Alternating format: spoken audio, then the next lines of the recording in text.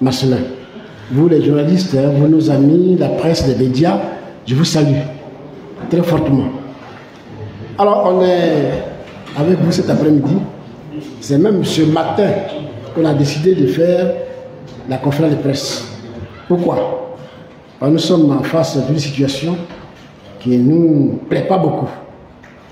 C'est-à-dire nous vous avons appelé pour dénoncer la dérive dictatoriale du gouvernement RHDP. La dérive dictatoriale du gouvernement RHDP. C'est pour ça que vous appelez d'urgence. Donc merci d'être venu, merci d'avoir répondu à notre invitation. De quoi s'agit-il? Pour l'entame, je voulais vous dire que j'avais préparé un document que mes collaborateurs ont préparé pour moi, pour lire.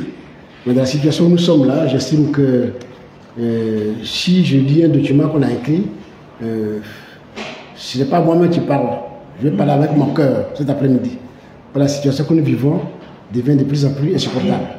C'est pour cette raison que j'ai décidé de vous parler directement. Donc, hier, à 20h10, notre ami, notre camarade, Kolebi Gala, a été enlevé par des hommes accablés chez lui à Benjerville. Je vous dis, 20h10. Ils ont fait irruption dans sa maison. Ils ont mis ça dessous de sa maison. Ils ont tout cherché et malgré cela, ils l'ont amené avec lui, avec eux. Dans une fourgonnette immatriculée, on me dit, D48 888, si j'ai bonne mémoire. Voilà ce qui s'est passé. Alors, on ne peut pas accepter ce genre de situation. Autrement dit, nous nous retrouvons dans une situation, dans un régime, je l'ai dit, dictatorial, mais un terrorisme d'État. Ce n'est pas pour la première fois, ce n'est pas la première fois qu'on nous attaque ainsi. Il y a eu les cas de militaires qui avaient été libérés, qu'on est allé chercher chez eux, Manu Militari, à des hommes accablés. Ils les ont emmenés. Il y a eu le cas de Dosso Charles Rodel. Ça s'est passé, je crois, le 5 novembre dernier. Et c'est comme ça se répète. Moi-même, tu vous parles. J'ai été enlevé de cette manière. Un certain 2 mai 2015, venant du congrès de Mama. Donc c'est la méthode que le pouvoir utilise. Cette méthode est inacceptable. C'est ce qu'on appelle le terrorisme d'État. Ça veut créer la terreur sur le pays pour que les gens qui ont envie de parler ne puissent pas parler. Et ça, c'est pas acceptable. Donc nous sommes venus pour dénoncer cela de façon vigoureuse. Pour dire que si on se dit un pays de droit, il y a un minimum de choses qu'il faut respecter. Un minimum de comportement qu'il faut avoir. Dans nos informations, on nous va dire que cette opération lugubre a eu la caution du procureur de la République. C'est ce qu'on nous a dit. Est-ce vrai, est-ce faux? Mais si le procureur de la République cautionne une telle opération, je ne sais plus dans quel état nous sommes. Parce que le procureur, il est censé protéger les Ivoiriens. Il est censé protéger les citoyens dans tous les domaines. Donc nous nous appuyons sur lui pour être protégés. Or, c'est lui qui semble-t-il envoie des hommes à cagoulés pour nous chercher. À quoi ça rime? Concernant Dosso Rodel dont j'ai parlé, quand il a été enlevé, c'est au bout de 2 jours que ses amis et sa famille nous ont fait comprendre qu'il avait été déporté à la DST, et c'est de la DST maintenant qu'on va le mettre au niveau de la justice. Concernant notre ami Gala Kolobi, à ma connaissance jusqu'à cette heure précise, je ne sais pas encore où il est. On l'a enlevé hier, je ne sais pas moi où est Gala Kolobi. Ce sont des situations qu'on ne peut pas accepter. Dans un état de droit, le citoyen a un minimum. Si on estime que quelqu'un a enfreint la loi, on le convoque en bonne et due forme, il répond à la convocation. Et on lui signifie même pourquoi on le convoque. S'il ne répond pas, alors on oblige les forces de l'ordre à aller le chercher. Ce n'est pas le cas de nos amis, de tous ceux qui sont passés par cette procédure-là depuis que nous sommes là, depuis 2011 jusqu'à aujourd'hui. Donc voilà, chers amis, c'est pourquoi on vous appelez. Pour dire que ces genres de situations, on ne peut pas les accepter. Une opposition est créée dans un pays qui se dit un pays de droit, un pays démocratique quand ça les arrange, Donc, notre droit, c'est de nous exprimer. Notre droit, c'est de dire que c'est bon ou bien c'est mauvais. C'est bon quand c'est bon, c'est mauvais quand c'est mauvais, et faire des propositions, des contre-propositions. C'est pour ça qu'on nous appelle parti de l'opposition. On n'est pas dans l'opposition pour applaudir les activités, les paroles, les actions des gouvernants tous les jours, non. Ce n'est pas notre rôle. Et ce n'est pas ce rôle que nous sommes assignés. Notre rôle, c'est de critiquer ce que le gouvernement fait, qui n'est pas bon pour le pays, et faire des propositions. Et c'est pour cela que nous partons aux élections présidentielles de 2025. Parce que nous avons accumulé les dérives dictatoriales de ce pouvoir, nous avons accumulé la malgouvernance de ce pouvoir, et nous voulons que ça change. Et comme ça change, la seule manière de changer, c'est de faire démocratiquement. C'est pour ça que nous sommes candidats à l'élection présidentielle, en l'occurrence le président Laurent Gbagbo, et c'est pour cela qu'il va remporter cette élection présidentielle 2025 pour clore tout ce chapitre sombre de notre histoire. Chers amis, voilà pourquoi nous vous avons appelés. Alors comme ça se répète, cette situation ça se répète, le PPACI ne peut pas rester silencieux. C'est pour cela que nous avons décidé que nous en avons marre et que ce ras-le-bol doit s'arrêter. À cet effet, nous allons convoquer urgemment une réunion des instances du parti et discuter de cette situation pour voir comment on réagit. Parce que nous avons l'intention de réagir de façon démocratique, de façon légale à toutes ces provocations. Parce que ce sont là les provocations. Donc nous n'acceptons pas cette façon de faire, cette manière de conduire la procédure judiciaire pour un individu, pour un citoyen qui, semble-t-il, est en infraction. Il y a des méthodes qu'on peut utiliser, pas celles que nous voyons aujourd'hui. Faire comme cela, ça veut dire qu'on crée la terreur de la population. Et nous savons pourquoi on crée cette terreur. On crée cette terreur pour que nous n'ayons rien à dire jusqu'à l'élection présidentielle. On se le dit, même s'ils ont peur d'aller aux élections présidentielles avec notre candidat qui va gagner, il y a quand même des manières de faire. Ce n'est pas en obligatant tout le monde, ce n'est pas en envoyant des hommes accablés dans les domiciles des citoyens, où on fait peur à la population, à la famille et à tout le quartier.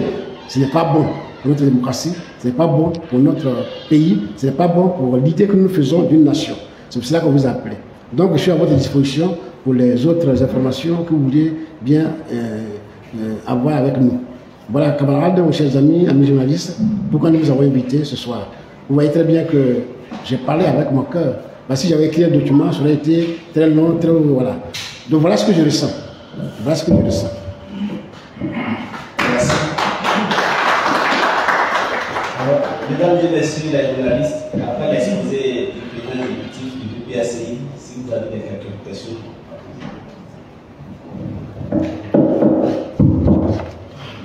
Bonsoir, monsieur le président exécutif.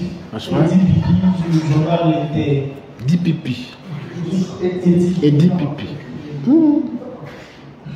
Vous avez dit que le PPACI compte réagir face à ce que vous avez qualifié de terrorisme d'État, que le PPACI compte réagir de façon démocratique et légale. À quoi vous faites référence exactement? Or, c'est cela qu'on appelle la cuisine interne du parti. Je ne veux pas vous déclarer ici ce que nous allons faire, mais je vous dis qu'on va le faire de façon légale. Dans la légalité, il y a beaucoup de choses que nous avons à notre disposition. Retenez tout simplement que nous allons réagir de façon légale.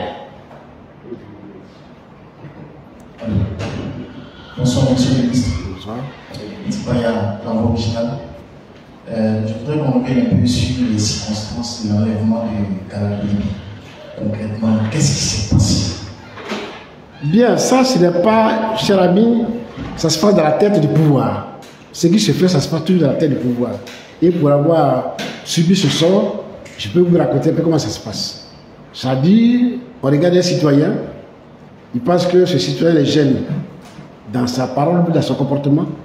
Donc, on vous envoie des hommes encagoulés, ils vous appréhendent, on va te garder quelque part pendant des mois, des jours, et c'est un jour plus tard qu'on se rend compte que le monsieur avait été, disons, emprisonné quelque part, dans des conditions très difficiles. Alors, ils ont pris Gala Golobi, je ne sais pas pourquoi, je ne connais pas la cause, je ne connais pas la raison. Mais le droit nous donne de savoir tout simplement que quand on vient appréhender quelqu'un à son domicile, on vient avec une convocation, voilà, une convocation sur laquelle on écrit l'objet et on informe la famille qu'on est venu le prendre, on va l'amener à tel ou tel endroit. pour que la famille puisse prendre des dispositions pour respecter le minimum de droits humains. Ça veut dire quoi? S'il est malade, qu'on puisse lui apporter des médicaments. S'il doit manger, qu'on puisse lui apporter à manger. Dans le cas de la Côte d'Ivoire, ce n'est pas ce qui se fait. C'est l'individu, après qu'on l'ait enlevé de cette manière, on le met quelque part, et c'est après coup qu'on cherche pourquoi on l'a enlevé. Moi, c'était la même chose. Je vous dis comment ça s'est passé. Quand on m'a enlevé, cette fois-ci, je vais essayer de respecter un peu la loi. J'étais aux environs de 6 h du matin. Je suis venu à 5 h 30 par là, en frappant sur mon portail. J'ai été obligé d'ouvrir parce que tout était tellement lourd, difficile à supporter que j'ai été obligé d'ouvrir. On m'a donc pris et ils sont partis avec moi. C'est là-bas que, devant moi, le policier, l'agent de police, va interroger d'autres personnes pour essayer de prendre les informations. Donc on me dit comme c'était un gagnement. On dit par exemple la police de Divo, est-ce que M. Dano, quand vous l'avez vu, est-ce qu'il avait cassé les véhicules de la police? Et c'est l'autre qui va répondre maintenant. Donc c'est devant toi qu'on fait l'instruction. C'est-à-dire qu'on essaie de chercher les éléments de ta convocation. C'est comme ça qu'il procède. Et après coup, il réqualifie même les délits. Il réqualifie quand ça ne les arrange pas, il réqualifie pour que tu sois maintenu en prison. Donc voilà un peu la méthode que je ne sais pas, pour l'avoir subi, c'est ce que je peux dire. Pour Gala Golobi, je ne sais pas pour quelle raison il a été enlevé. Je ne sais pas. Mais on le saura peut-être si on a la chance de le voir.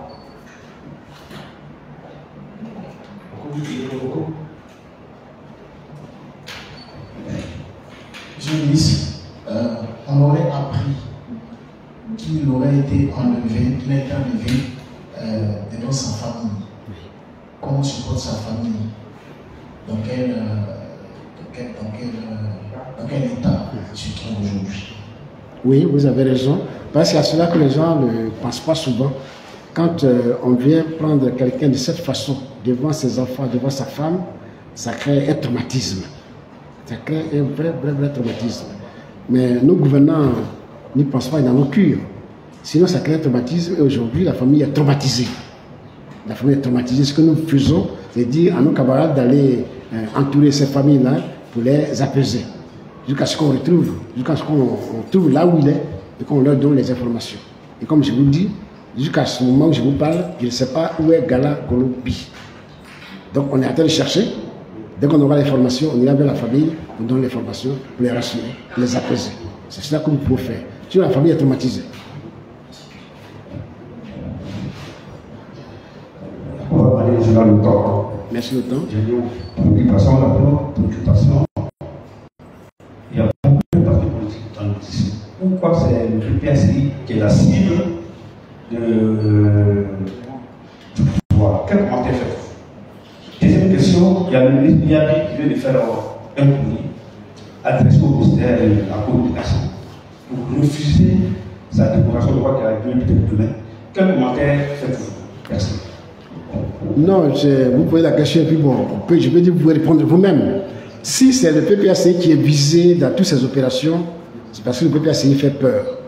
C'est parce que le PPACI ne veut pas se soumettre au diktat du parti au pouvoir. C'est parce que le PPACI a des idées à revendre dans la Côte d'Ivoire et s'en tient à ses idées. Le PPACI a une opinion, a une vision vraie pour la Côte d'Ivoire et c'est par rapport à cette vision-là qu'ils ne partagent pas, qu'ils nous agressent, qu'ils nous font subir toutes ces répressions. Donc c'est tout simple. Demain, nous allons partir aux élections présidentielles. Nous avons le candidat qu'il faut à cette élection. Et le candidat va les écraser tous. C'est pour cela qu'ils nous font peur pour ne pas qu'on soit là en train de préparer sainement et sereinement les élections. Donc nous restons dans la torpeur et pendant ce temps, eux, ils font ce qu'ils doivent faire. Vous l'avez vu lors de l'enrôlement. Vous l'avez vu ça lors de l'enrôlement. L'enrôlement, ça a été toute une difficulté pour nous. Tantôt, les gens du PPACI arrivent, on leur dit, bon, les documents sont gratuits, mais quand on arrive, en réalité, les documents ne sont pas gratuits. Et comme, quand on parle de non-gratuité, c'est nous qui sommes pénalisés. C'est quand c'est gratuit que nous, on est prêts à y aller. Mais comme on n'a pas d'argent, selon eux, ou bien même c'est visuel, vous le savez aussi, on ne peut pas, de ce côté-là, réagir comme il faut. Donc il faut que les documents soient coûteux, et à ce moment-là, nous sommes mis de côté et il faut les documents pour se faire inscrire. Et là, on a eu l'impression, j'ai dit ici plusieurs fois, qu'on avait l'impression que l'administration préfectorale ou judiciaire était en complicité avec le pouvoir. Parce que quand on dépose les documents au niveau de la sous-préfecture, ces documents ne sortent pas facilement. Quand on les dépose au niveau de la justice, ça ne sort pas facilement. Qu'est-ce qui peut expliquer tout cela? Et ce sont nos documents qui sont dans ces situations-là pénalisés. Donc c'est pour ça que je le dis. Donc c'est parce que notre parti fait peur que nous sommes visés dans cette situation. Notre parti fait peur. Et soyez donc fiers du PPACI, qui est un parti fort sur l'échiquier politique et qui va remporter les élections dans quelques mois. C'est pour ça que nous sommes là.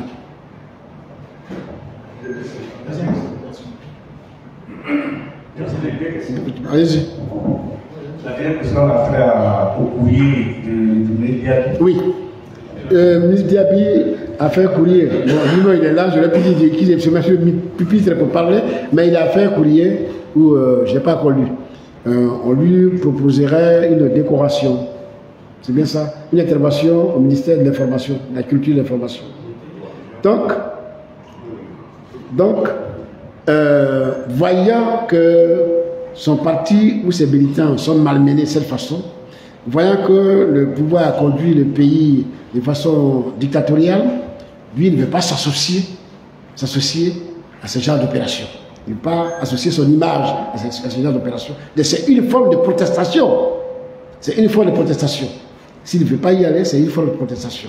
Mais pour moi, c'est lié à la malgouvernance, mais c'est lié aux droits de l'homme qui est bafoué en Côte d'Ivoire. C'est lié à cela.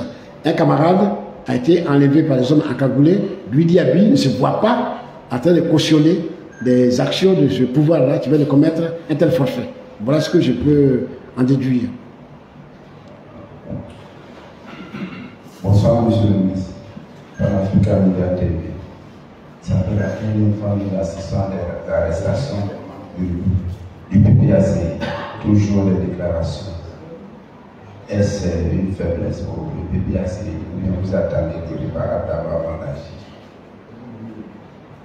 Je vous ai dit que nous voulons réagir de façon légale. C'est ça que je vous ai dit. Vous pensez peut-être à autre chose, mais la légalité, c'est ce que nous faisons. La Constitution me donne le droit de protester vigoureusement, mais donne aussi le droit de protester dans la parole et dans les actes. C'est ce que la Constitution me dit. C'est pour ça que je vous parle d'activités légales. Maintenant, si vous avez d'autres activités auxquelles vous pensez, j'en sais rien. Mais moi, me concernant, le parti responsable du PPACI se dit qu'il va intervenir ou va protester de façon légale et démocratique. C'est ce que la Constitution me dit. C'est ça que je vais utiliser d'abord.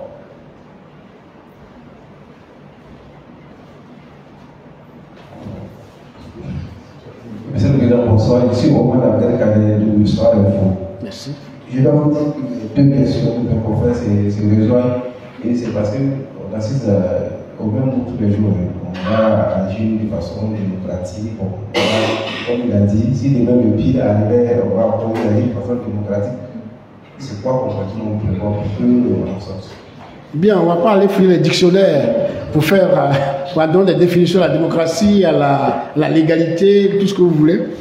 Je suis ici et je vais vous dire que même l'artiste qui chante sa chanson, sa simple chanson, si elle est destinée à quelque chose, la simple chanson qui lui fait danser produira des fruits plus tard.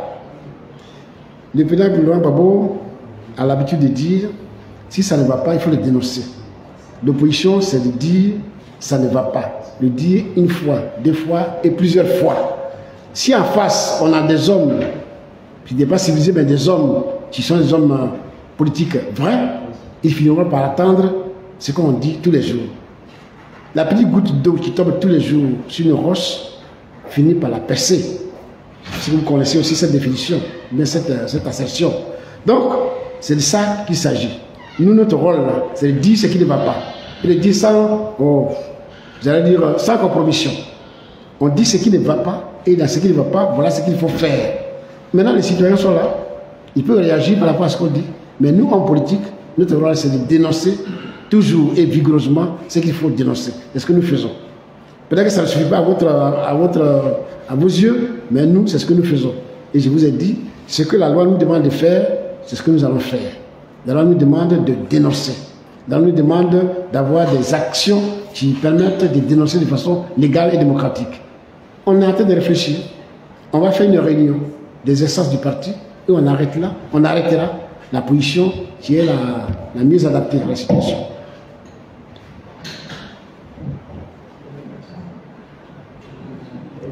On va le maître, comment on appelle ça, l'orateur là, le maître de cérémonie a disparu.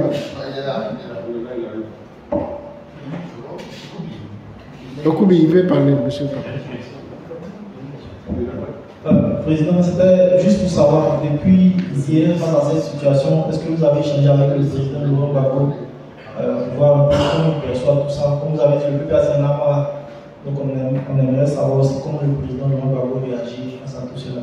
Mais vous avez parlé avec lui. Demandez d'abord comment j'ai réagi. C'est si j'ai réagi, c'est le président Laurent Gbagbo qui réagit. Notre camarade a été arrêté. Il appartient à la commission communication du PPACI. On ne peut pas se taire. Et si je ne me suis pas tué, c'est le président Laurent Gbagbo qui ne s'est pas tué. Il est préoccupé par la situation. Il est préoccupé par la situation. Il nous a instruit pour nous acquérir les nouvelles de nos camarades. Et comme je vous dis que je ne sais pas encore où il est, je ne peux pas encore lui retourner disons, les nouvelles pour dire je cherche à savoir où il est et comment il se comporte. C'est à moi là que je vais l'appeler pour dire je peux le repérer, voilà où il est, il porte bien ou il ne se porte pas bien. C'est à ce moment là que je vais le repérer. Mais il est préoccupé par la situation et il nous demande de prendre les nouvelles. C'est ce que nous faisons.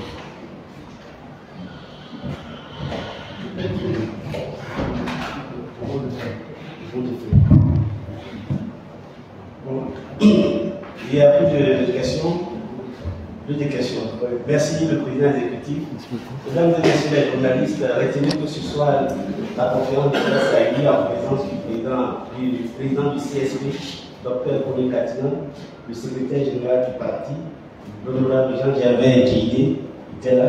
Il y a le secrétaire général adjoint en charge des détenus politiques, M. Patrice Couté, qui était là. Il y a Mme Kipré Marina, qui est la membre du comité de contrôle, et le CR Diaby, sans oublier le président de la commission communication au patron, Ousmane Sissabali. Il y a le dernier mot. Hein. Oui, il y a le dernier mot. Monsieur le président exécutif, après votre exposé en présence des autres comités du parti, qu'est-ce qu'on peut retenir? Ce qu'on peut retenir, c'est que le PPACI n'accepte pas que les droits des Ivoiriens et la liberté des Ivoiriens soient bafoués. Et c'est pour ça que je vous ai fait la proposition que j'ai faite tout à l'heure. On n'acceptera jamais cela. Et par rapport à ça, nous allons nous battre pour que les droits soient respectés en Côte d'Ivoire. Mais à la fin, je veux dire que, et ça je m'adresse à nos militants et à nos sympathisants, qu'il ne faut pas qu'ils se laissent distraire par ces opérations. L'objectif de ces opérations-là, c'est de nous distraire pour ne pas nous focaliser sur les élections de 2025. Or, aujourd'hui, tout montre qu'on doit se focaliser sur les élections de 2025. Donc nous allons mettre le cap sur 2025. Nous appelons donc nos militants, nous exhortons nos militants, nos sympathisants à se focaliser sur les élections cap, sur les élections 2025 que nous allons gagner, je l'ai dit. Mais entre-temps, tout ce que fait le pouvoir, nous allons réagir et nous défendre comme on peut nous défendre de façon démocratique et légale. C'est ça qu'il faut que les camarades et les sympathisants retiennent pour ce soir. Focus sur l'élection 2025. On nous terrorise, on nous sert l'agression. Mais comme nous avons toujours résisté, continuons de résister. Continuons de résister. C'est demain qui sera meilleur pour la Côte d'Ivoire. Je vous remercie.